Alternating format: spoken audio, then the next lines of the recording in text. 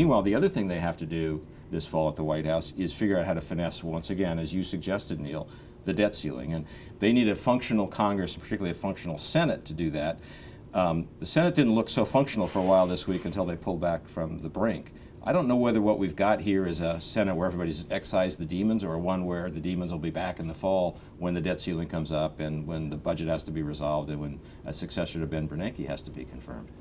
Well, I think there is some hope that the fact that some of the old timers in the Senate decided they didn't want the institution to be completely blown up and they could do something on these nominations, that you can see finessing something like that in the debt ceiling. After all, it was the last time this came up, it was Mitch McConnell who came up with this bizarre set of things which allowed them to increase the debt ceiling without voting for it or something like that. So I think that's I think there's a chance that could happen.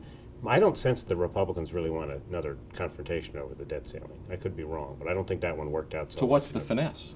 What's the deal? Some kind of promise to cut spending over the next 10 years that's not really enforced or something like that. I think the bigger problem is that there are some places where the sequester is really binding, these across-the-board spending cuts.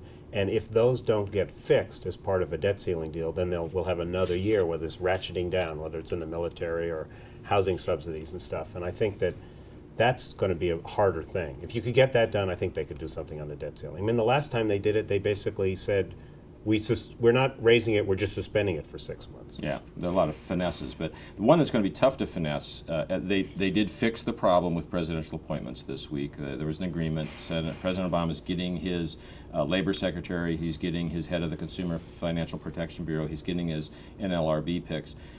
But in the fall, there's going to be a fight I think Republicans do want to have over nominees to fill the D.C. Circuit Court, a very important, probably the most important appeals court in the country. And I don't think Republicans are going to back off on those. Exactly. They cut this deal for it was kind of a one-time only deal on these appointments, and so Obama gets a few folks through, but then we Summer sale. Right.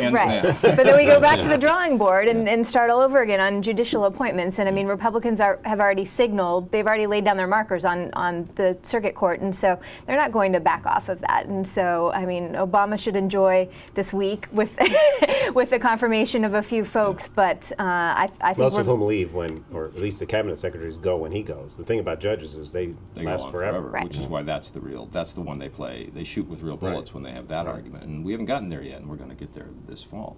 And I think the Mitch McConnell factor is important here because, and this leads to the other topic we wanted to talk about, which is 2014. Mitch McConnell is a problematic leader for the White House because he's got to run for re-election next year, which affects, I think, the way he calculates some of these things in a way that a year or two ago it wouldn't have. No, you saw him come out on the floor this week after a lot of this stuff when they're supposed to be talking about the nominations, and he's talking about the war on coal. I mean, he doesn't have necessarily the best opponent, but he's got one of the weakest popularity ratings. Does he have a Republican he has to worry about, or only a Democrat? No Republican at the moment, but Democrat. That kind of passed. The idea that they would challenge Mitch McConnell in a primary seems to be over.